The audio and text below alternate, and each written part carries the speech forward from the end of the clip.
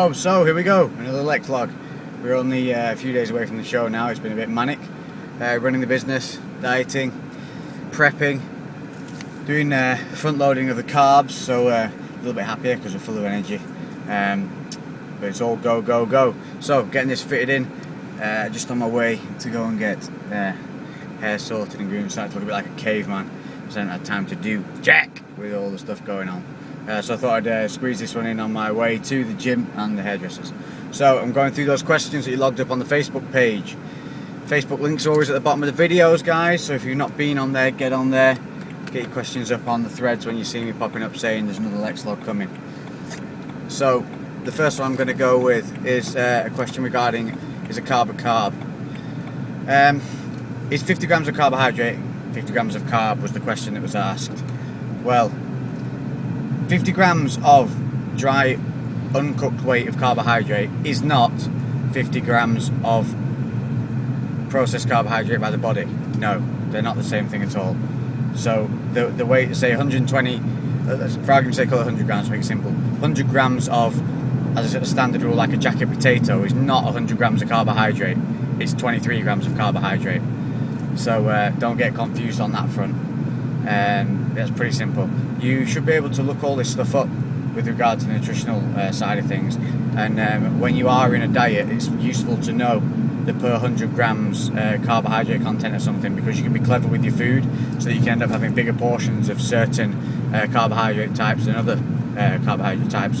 For example, some mainstream supermarkets do a pre-made mash, which is per 100 grams only between 9 and 10 grams of carbohydrate, compared to if you make your own potatoes, it's going to be 23. So obviously you get double the volume of the pre-made things. The only thing with the pre-made potato is they're often made with resistance carbohydrates, so they're harder to for your body to utilise quickly. So it's just wise to bear that in mind when you do eat them. But it's not such a bad thing, especially when you're dieting, because that can of course help with burning some calories with the digestion. Obviously, simple sugar and a complex carbohydrate are two different things, but calorifically the end result, it can be equivalently the same. You know, like 10 grams of sugar is obviously going to be a much higher impact carbohydrate. Like 10 grams of sugar is going to be around about 10 grams of carbohydrate, whereas 10 grams of potato is only going to be around 2.3 grams of carbohydrate. So that's your difference in those. Obviously you get a larger portion for equivalent nutritional value of a more complex carb than you do a simpler carb. So obviously if you're using simpler carbs, you've got to be more careful with your targets, because you can overshoot them more easily. Whereas using obviously complex things like red potatoes, sweet potatoes, baked potatoes, you're only getting roughly 25% of it as being a carbohydrate than sugars, which are near 100%. So just be careful with things like your sauces and any sugar-based products, because obviously they're going to be a higher impact for a smaller volume. So that's that one sorted. Next question: when not dieting and in a lean gain, am I as strict? Yes and no. On lean gain, the whole point of it is to be able to continually gain over time, but still maintain a lower body fat percentage, because we don't want to be piling on fat. That's what you got these old school guys doing, bulking, which means they get to eat pizza endlessly without watching the levels of anything. They just eat to be in calorie excess, but there's no kind of monitoring of where the calories are coming from. They just want to pile calories on to put sheer load on. But problem being, a calorie is not a calorie. A protein calorie is completely different to a carb calorie. Carb calorie comes different to fats, and so on and so on and so on. So in a lean gain, you still have to have a calculated macro balance. If you can't do it, invest someone to do it for you.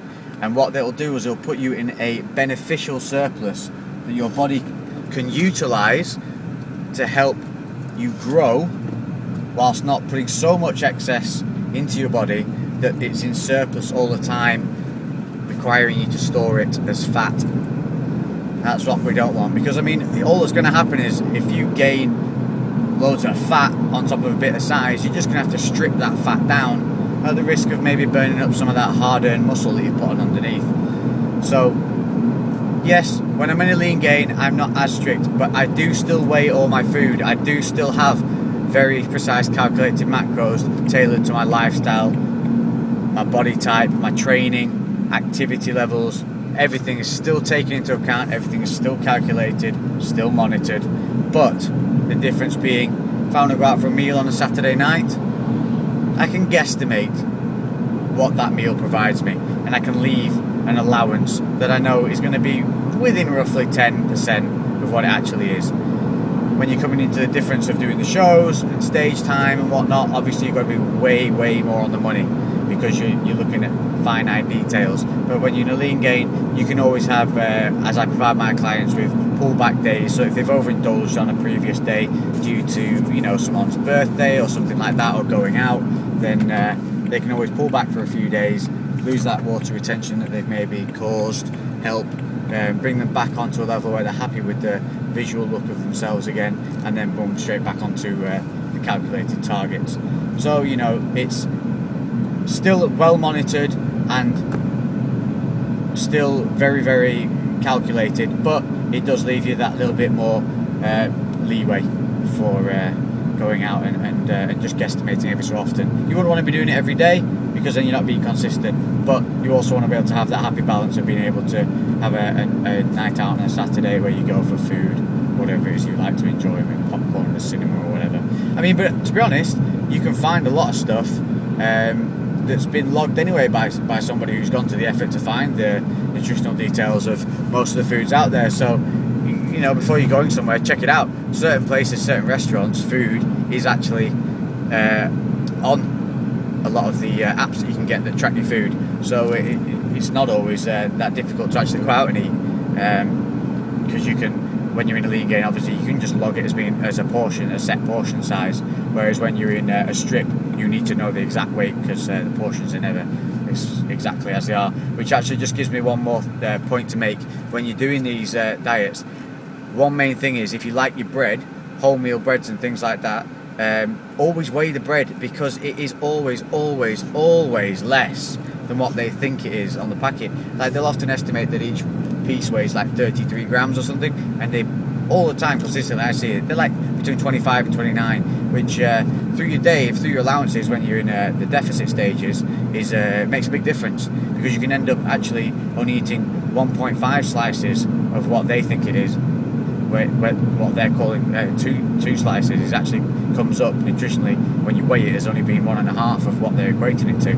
So it gives you over a day span, there's a whole slice of extra bread there that you're logging that you're not eating. So just be careful of that one, and look into those, because you can get some of the breads that are classed as medium are actually sliced very thin, so you can eat more than you think you can, which is always the benefit of finding things like this out when you're doing a deficit diet. And okay, so another question that we were asked on there: if you're big but fat, how can you strip down and still remain big?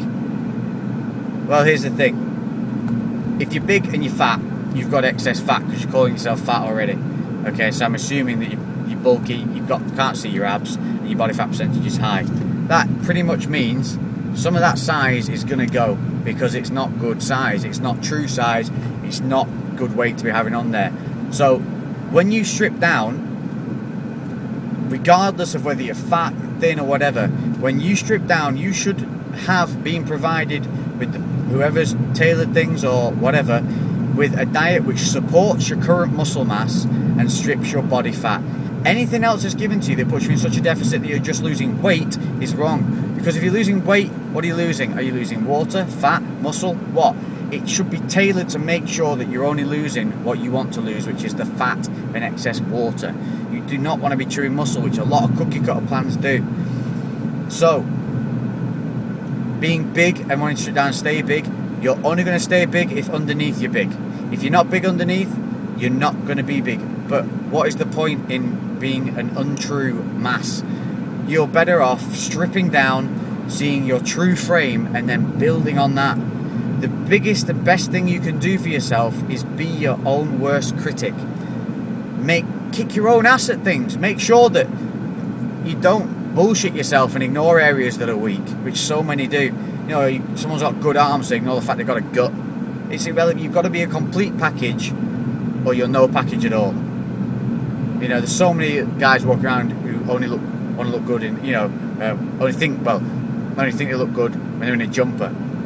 You know, take them out of a jumper, they look like a big pile of bloated mess, and that's because there's no real size in there, there's no real shape, because let's face it, that takes time, that takes effort, that takes consistency. Anyone can get big, fat and rounded and then cover it all up with something baggy to make themselves look bigger. That is the absolute most simplest, laziest thing to do, and it is what a high percentage of people get stuck at, because they get so obsessed with size that they can't see past the size to the fact of what they're actually holding is waste and is actually a stress on their body and unhealthy for them. So be your own critic, be honest with yourself, make sure that you don't ignore areas that need addressing. If you can't see your abs, you're holding too much fat. It's pretty much, I'm not saying be shredded all year round with 8-packs or obliques, serratus popping. All I'm saying is you should be able to see the outlines of your abdominal muscles 365 days a year. If you can't, then there is a weight that can be stripped off there that is not necessary and can be lost while still growing in muscularity. So that's that one covered. The other one, cardio days and training days, can they be split? Simple answer, yes, you can split them. Sometimes it's often preferable to do that, because if you're doing HIIT training, high intensity interval training, then it can often be better to split that onto a day on its own, because then you can really push yourself and get the most benefit from that kind of training. So, and you can also then separate it from getting close to body parts that may pre-exhaust them, or it pre-exhaust those body parts that it's preceding. So yes, you can split it, or obviously you can tag it into the same day, or even split it over a day. Cardio in the morning, training in the evening is the way I would do it. But I mean, if you're a morning person, you like to get up early and train in the gym, you can always put the cardio later on in the day as well. But I mean, the main important thing is, if your macro balance includes you doing cardio, make sure you get it done. If you don't want to do cardio, make sure that your targets and everything have been set correctly. Like this strip down that I've done for the show has included pretty much no cardio whatsoever, because I don't have the time running my own business, getting to the gym, then getting up a bit early again to get back to the business, to then back to training. There's just not enough hours in the day for me to have included doing 45-minute sessions of steady state and then 20-minute HIIT 4 or 5 times a week. So I've been not allowed to eat as much this time around. Last time the diet was probably easier because I had a much bigger allowance, but the end result is the same, because the balance is maintained, the support is maintained for the muscle, but the fat is not supported, so it goes regardless, because obviously we're getting forms of cardiovascular exercise in with good intense training, and obviously being active all day and on my feet. And so that's that one. And the final one I think I can remember from the thread was to do with training again. It was to do with what do you do if you can't make your 4 or 5 days training a week and you only hit 2 or 3 days a week. The first real thing that I would say here is 2 days a week isn't enough. You can always find more time than 2 days a week. Even if it's not weight training, even if it's getting out and doing a HIIT session or a bodyweight session, you only need 40 minutes to find time to do something. Get your 3 days in a week at least. You've got to have that. And again, try and make them even. Don't do Monday, Tuesday, Wednesday and do nothing again till the Monday. That's too much of a gap. What you want to be doing is, if you can only get the 3 days in, do it like the Monday, Wednesday, Friday, or Monday, Wednesday, Saturday. You know, try and split it evenly through the week so that stimulus is provided to your body on a regular, consistent basis, and there's not huge gaps in between. But say you're on a 5-day split and you have a week where you can only get in 3 days, simply double up the body parts that you want to double up. Don't do things that you're not going to be able to do 100%. What I like to do is I like to split upper with lower, because one doesn't really affect the other. So I'll often do quads with biceps. So this is one of the questions, what split would it be? So I do like quads with biceps, I do hamstrings with triceps, I do chest with something small like abs and calves, because for me chest is a real huge workout. I've got a lot of energy and effort into it, and I'm always very depleted by the end of it. There's no way I can really tag too much on the end. Maybe biceps, in which case with quads I'd do something like a shorter, less sets back session with the quad session, mainly because obviously when you're doing your squats and whatnot, you're working at lower back anyway, so why not tag in a bit of a back workout with it. But my splits are really what I'd like to keep. You may do want to do, even incorporate on those kind of weeks, maybe a push and pull session, so you could do chest and back. Now a good way of doing it, if you don't want to, just for the mental side of things, it's always a good thing, is to be able to trick yourself into getting through workouts and making them seem easier than they are, is simply by not exhausting one area, so that you feel like you've got to the end of your chest session. So in your head, you're at the end of something. So to start something else on top of that seems like a real chore. Whereas if you mix them up together, you're never really hitting an end point until both of them are completed. So what I would tend to do is, if I'm doubling up, I'd do let's for argument's sake say we're doing 3 sets of everything on everything. I would do 3 sets of one body part on one exercise, then do the first exercise of the next body part 3 sets, then go back to the first body part, then to the second, and alternate it like that, so that by the time you finish the last set of both of them, both muscle groups are finished at the same time. It just helps with that mental stimulus of keeping you alert and keeping you going, and obviously switching from one to the other as well. Again, pick those body groups that don't deplete one another, so they're separate. So like obviously chest will go with back because they don't really work one another, so one will be fresh when the other one's tired and vice versa. So you and what we find as well is you'll snap quickly from one exercise into the other with reduced rest times, because the weighting body part is always fresher, so you tend to get through it a lot quicker as well. So your time in the gym tends to come down if you do it that way. Well, that's what I found anyway. And so yeah, that's what you want to do. Try and hit your 3 days. Hit your 3 days, you'll be able to get your body parts in. Don't overly worry if you don't hit all your groups in one 7-day cycle. Just make sure that the one that you missed is the first one you do in the next week's cycle, and you'll be good to go. What you can do is obviously you don't want to be in there for hours and hours. Is you can also, if you double up body parts, is take one exercise off, maybe a small lightweight isolated exercise that you often do, and just add a set to the other exercises, so you end up doing less actual exercises but the same number of sets, and that's another way of helping keeping your energy levels up and keeping your focus throughout your training sessions. So I hope that's helped cover a lot of questions on the thread. We'll be travelling down to the Musclemania British Nationals on Saturday for signings, drug testing, and breakdown of what's going to be going on, and probably some media work or something like that for the show and whatnot. The competition will then be on the Sunday, so we're staying down there. It is being held in Felixstowe, just by Ipswich. So for us northern boys, it's a bit of a trek, bit of a trek down there, which is going to be fun. Having 4 guys on high protein diet in one confined space for 5 hours. I think the windows will be down for most of the trip.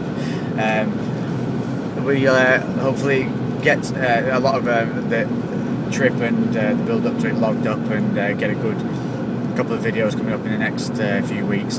As well, a website is currently being developed for myself, and a couple of other links are going to be in there. So keep your eyes out. There's a few new things coming. There's a lot of new stuff that people can get involved with, that you're going to be able to represent, our frame of mind and all the people that follow me and everything like that. So we're going to be kind of branding this generation of people and making sure that when you walk into a gym, you're going to be able to spot the guys on the macro plans eating the cakes between sets and looking sick, compared to that dude eating pizza in the back saying he's on the bulking season. So train hard, aim high. Thank you all for the support. Keep your eyes on the Facebook page for all the updates, and we'll see you soon. Boom, baby!